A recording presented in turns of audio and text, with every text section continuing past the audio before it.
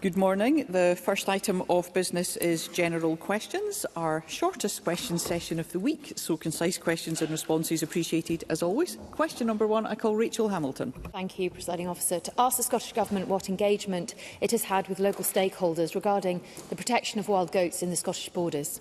Minister Jim Fairley. Thank you, Presiding Officer. We have not had any engagement with local stakeholders on this issue.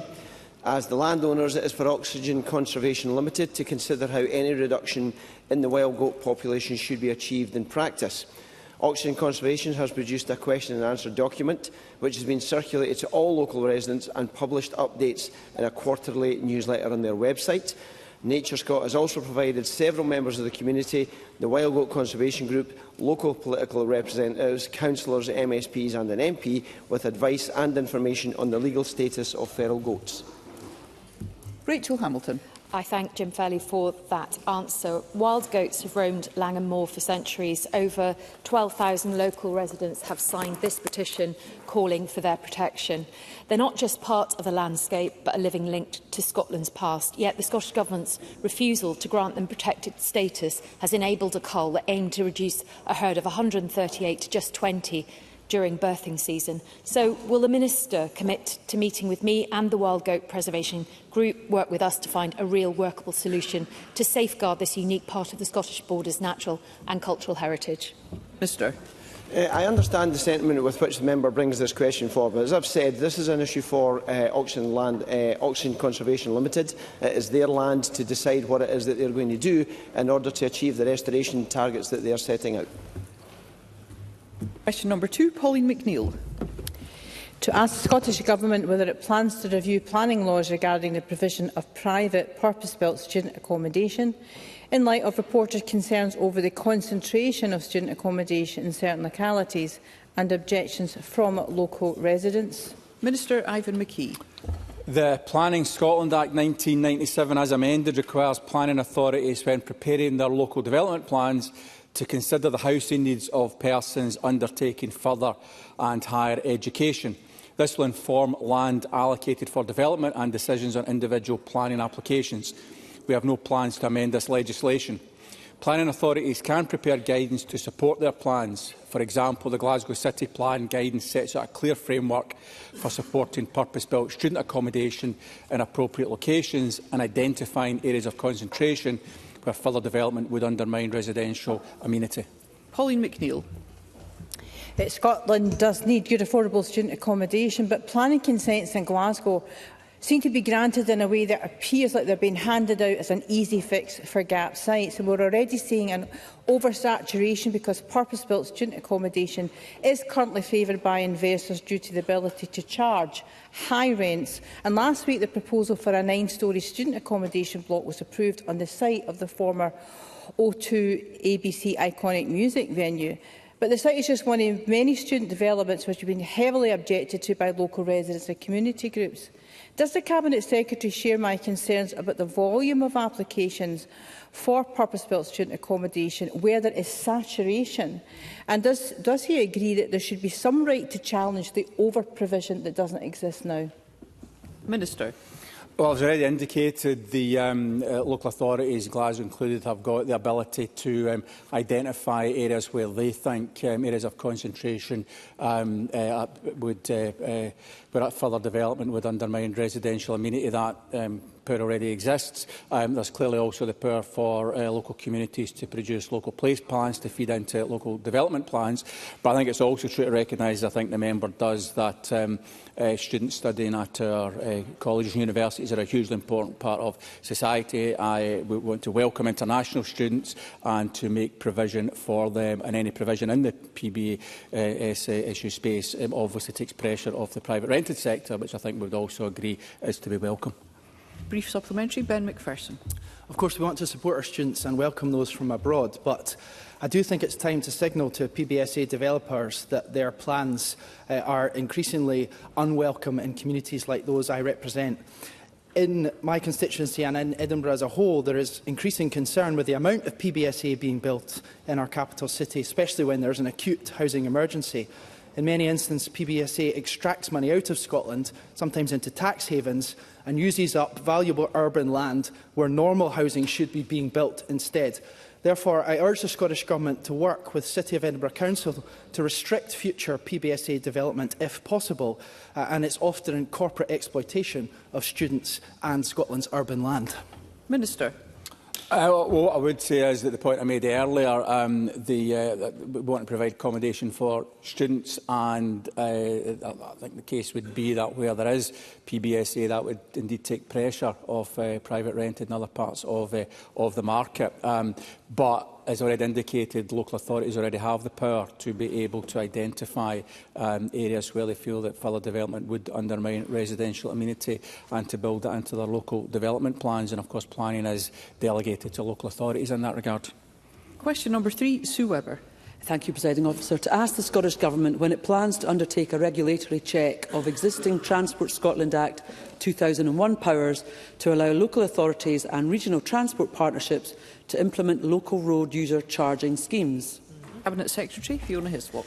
On the 12th of June, the Scottish Government published the car use reduction policy statement jointly with COSLA, which includes a commitment to a regulatory check of existing discretionary powers for local road user charging schemes under the Transport Scotland Act 2001.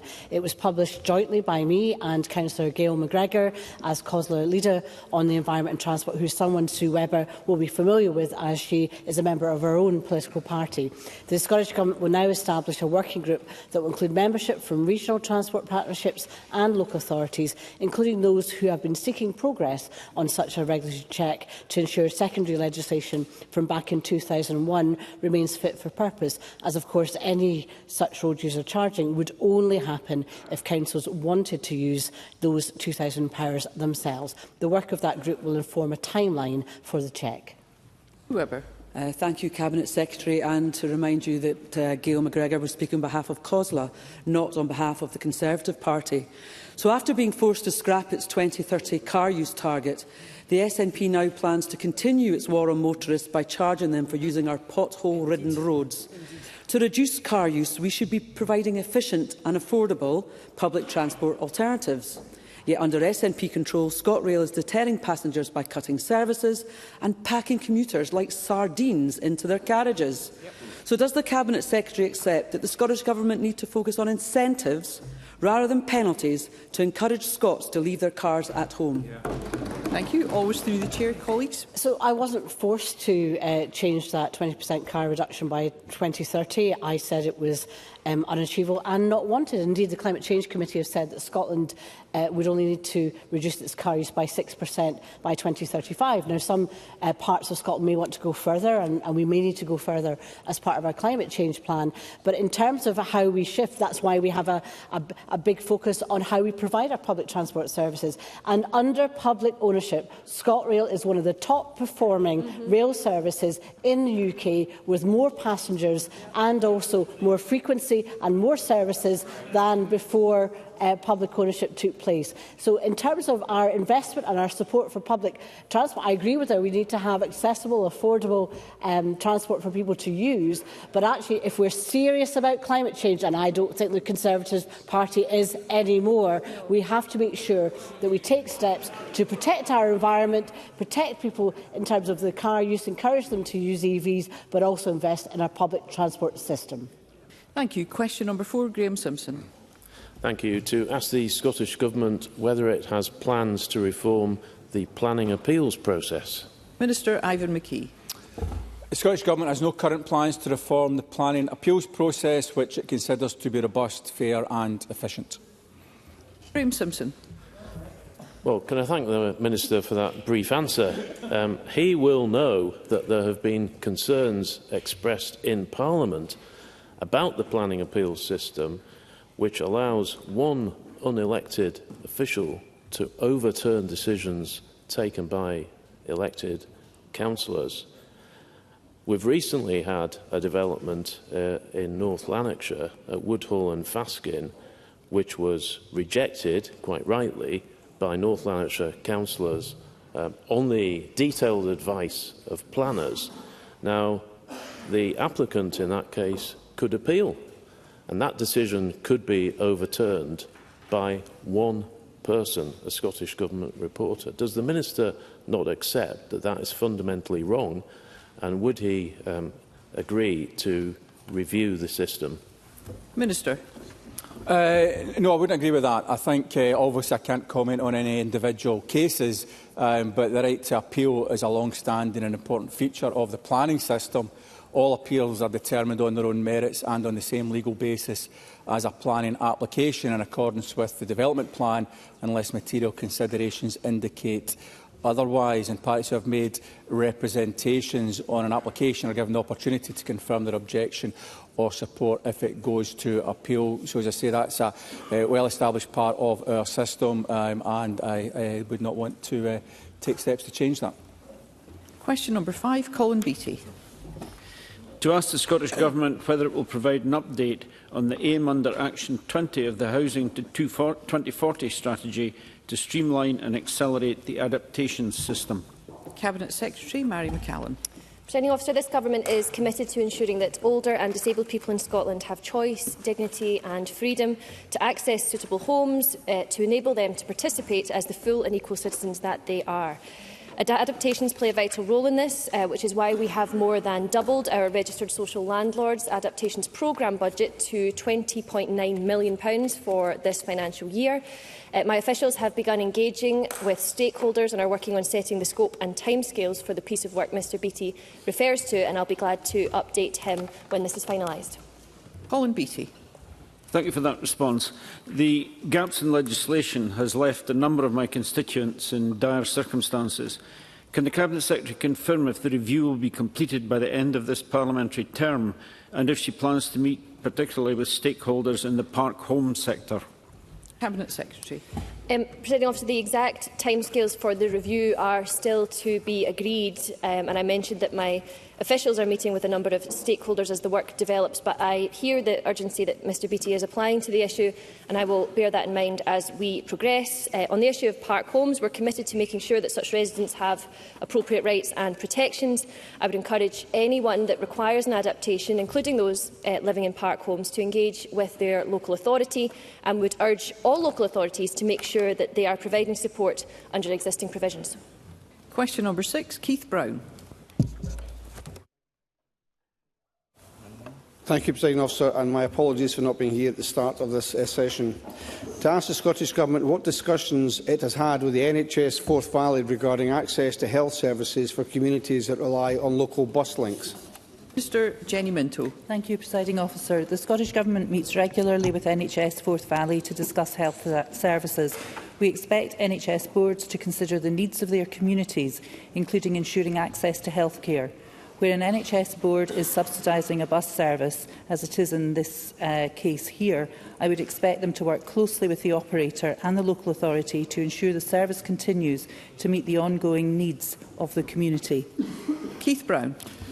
Can I thank the Minister for her answer? When the decision was made to site the new Forth Valley Royal Hospital in Larbert, Forth Valley Health Board gave a clear and binding commitment that accessible public transport would be maintained for all communities. And that commitment, and I know because I was there, was critical in securing public support at that time, and successive health secretaries have recognised and reinforced the expectation that it must be upheld. But now many of my constituents in Clackmannanshire are deeply concerned about the recent removal of key stops on the H1 and H2 bus routes, lifeline services for elderly, disabled and carless patients who rely on them to attend essential appointments.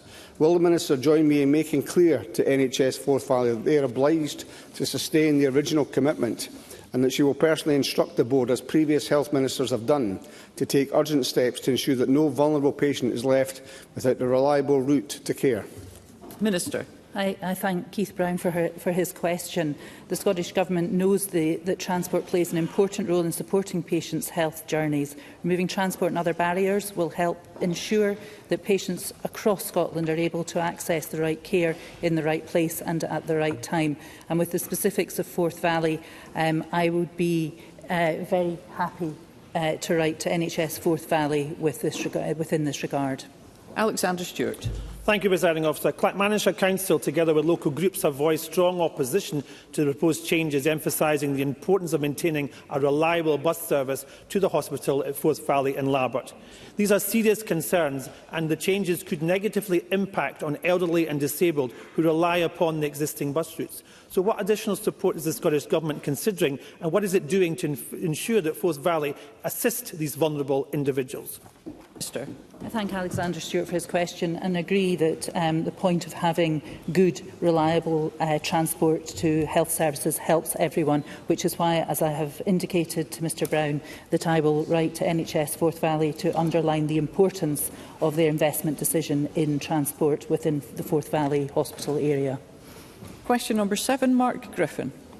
Presiding Officer, to ask the Scottish Government what health policies it has in place to support the neurodevelopment of children born prematurely through their early years and adolescence. Minister Jenny Minto. In Scotland, babies who have been in neonatal care receive a developmental assessment at 2 years of corrected age as part of a routine follow-up. This assessment is crucial for identifying any developmental delays or potential problems early on. The assessment is typically a face-to-face appointment and is usually conducted by a multidisciplinary team. The Scottish Government has also set out standards for services to support children and young people who have neurodevelopmental profiles with support needs in the National Neurodevelopmental Specification. This specification aims to ensure that children and families receive the supports and access to services that meet their needs at the earliest opportunity based on the GIRFEC approach. Mark Griffin.